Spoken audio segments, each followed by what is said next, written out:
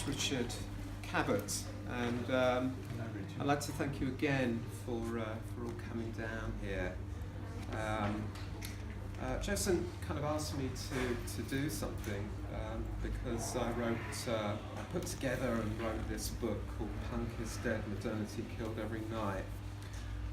And I was really happy to do that, and the reason is that punk started off for me in the 1970s, I suppose in the mid-70s, and what it kind of meant to me personally was no, that's okay. Is that for me? But then the 1970s were a period, and I don't know how many of you were there and how many of you weren't there. Perhaps you experienced this. I'm sure that you did. But the feeling was very much based on something called conformity. It was all based about fitting in with your peers. And for me personally, in Dunstable, which is a place in Bedfordshire, 30 miles up the road, what happened was that you either fitted in with the kind of football hooligan guys, or you were one of those people with a kind of prog rock LP under your arm, kind of wandering about. There was no such thing. There really wasn't any such thing as individuality. There wasn't any kind of irony about anything. It was you know, and if you felt differently, if you actually thought differently, if you looked different, then you were a weirdo, or you were or worse really, and you were up for a kicking. So what punk did when it came along in the mid-70s, all the former kingpins of conformity, all the football guys, all the prog rock guys, they suddenly overnight meant nothing at all.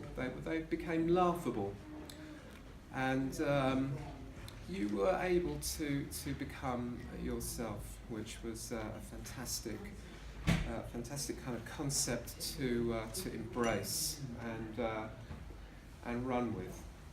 And what punk rock did with this individuality, it created a community of outsiders, and people who felt differently, people who felt outside of the norm.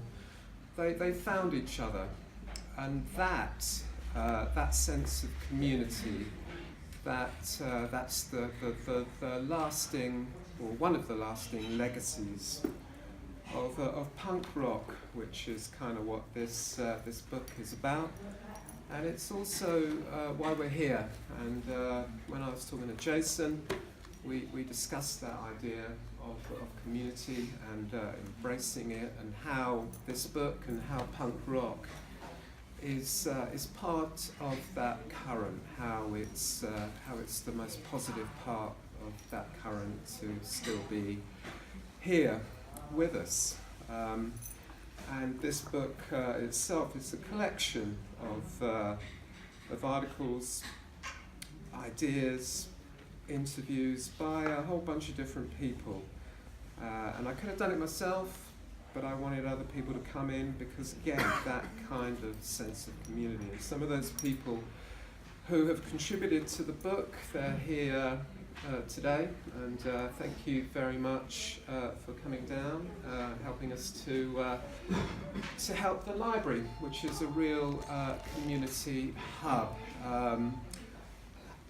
And I like to think of this place actually in the same way that I think of punk rock, which is kind of like treading that fine balance between individuality and community. There's a certain quirkiness to this library. People can kind of fit in, you know, they have these kind of odd events happening here. The yoga stuff happens, and the crying kids stuff happens even more. And, you know, it's kind of mad, really, which is the same way that kind of punk embraced the whole gamut itself. So So that's the key word for today.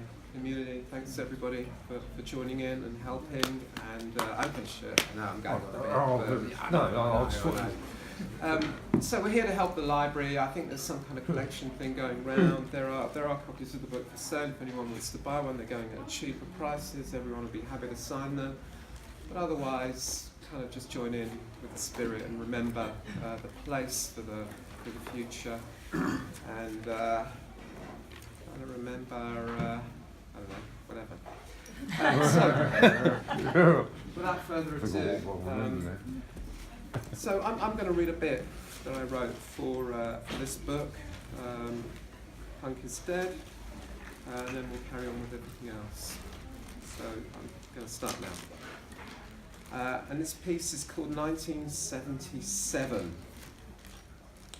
In the summer of 1977, I am 17, perfect. I don't work, although I washed cars for a week once when my mate Steve went on holiday. The boss said they'd be cleaner if he pissed on them. F off, baldy. I speed a little bit, brown packets tucked in zip pockets, and do other stuff too. Inspired by the Ramones and Mark P, I try sniffing glue, but it doesn't work for me. I open the tin, take a tentative little sniff of cow gum, and are surprised when nothing happens. Little do I realise that you have to tip the stuff in a plastic bag and stick it over your head for 5 minutes before you can fall flat on your face. They should print clear, precise instructions in the punk zines, for God's sakes. I also occasionally indulge in over-the-counter decongestants. 1 tablet per day is the recommended dose, so I take 8 and get a buzz. Wait, if I feel a mild hit on 8, then well, what if I take 30? I'll feel really good, right? I vomit for a whole day and then feel like shit for the next 3. But this doesn't stop me from going through the whole process all over again a few weeks later, and so on. 17. Mostly I dream of escape. I live in small town, working lower class, middle class suburbia. Dunstable, Bedfordshire. 30 miles from the capital. Here, kids leave school and go on the track, the production line of the local factory, Vauxhall Motors. If you get some qualifications, you can join the civil service. Meanwhile, Trevor and Nancy have been going out with each other since 3rd form and watch telly round each other's houses every night, not saying a word. I don't know what I want, but I know that I don't want that. Instead, I'm in love with punk rock. I'm in love with picking up momentum and hurling myself forward, somewhere, anywhere. Rip up the pieces and see where they land. I am suburban punk, every kid, in pins and zips with a splattering of Jackson Pollock and a little stationaries, getting chased down the King's Road after bunking the train down to the smoke by, strangely, American rednecks rather than teddy boys. Although that does happen too. The Rasta at the antiques market, Troy his name is, hands out cutthroat razors to harass punks. That's not a nice thing, I know.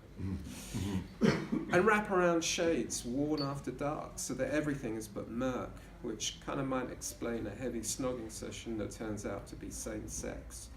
Rolling around on stage while the damned are playing. Divine decadence, I like to think.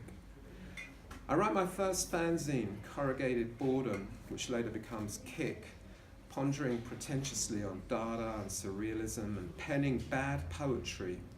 Hey, luckily I still have some around. Here's one. You live in a coffin, you can't move. You're buried alive. You've done it to yourself. What can you do? Before you wanted life, now you just want existence.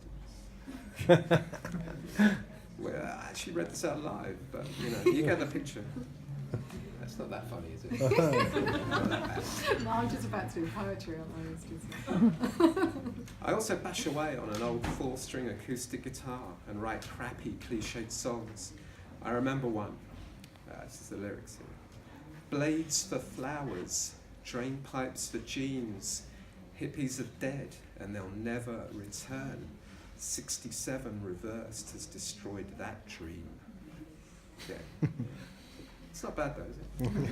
Should we do a... It's actually written the year before, in the summer of '76, after seeing Dr. Feelgood. Mid-set, Captain Sensible crept up behind Lee Brillo and gave him a mighty two-handed shove into the audience. What a whack. But it's obviously inspired by Pistols, whose gig at the Leighton Buzzard Hall is banned when I turn up to see them. That was a bad afternoon. I turned up to see the Pistols, and my mate, his dad was actually on the council, and they voted that afternoon to cancel the Pistols gig and kind of banned it. Boogie was probably there. You turned up as well, right? No. Okay. Meanwhile, in my bedroom, there's sniffing glue and other self-defense habits. That was in July '77. And some Aleister Crowley, a bit of Sartre, 48 Thrills, bought off Adrian at a Clash gig, Sandy Robertson's White Stuff from Compendium in Camden, who was your mate, wasn't he, Tony? Sandy. And John Peel, of course. He's in the bedroom. And tons of records. I love the smell of fresh new punk vinyl, as well as the slightly different scent of Jamaican imports, pressed on old recycled vinyl because of cheapness rather than eco-awareness. All of it a shining, odorous promise of unexpected imaginings. It smells of the future. Can't wait till '78. Definitely. The intensity of sitting in a loud room in a silent town full of electricity, floating above circumstances. Sorry. And that's all I'm going to read. So.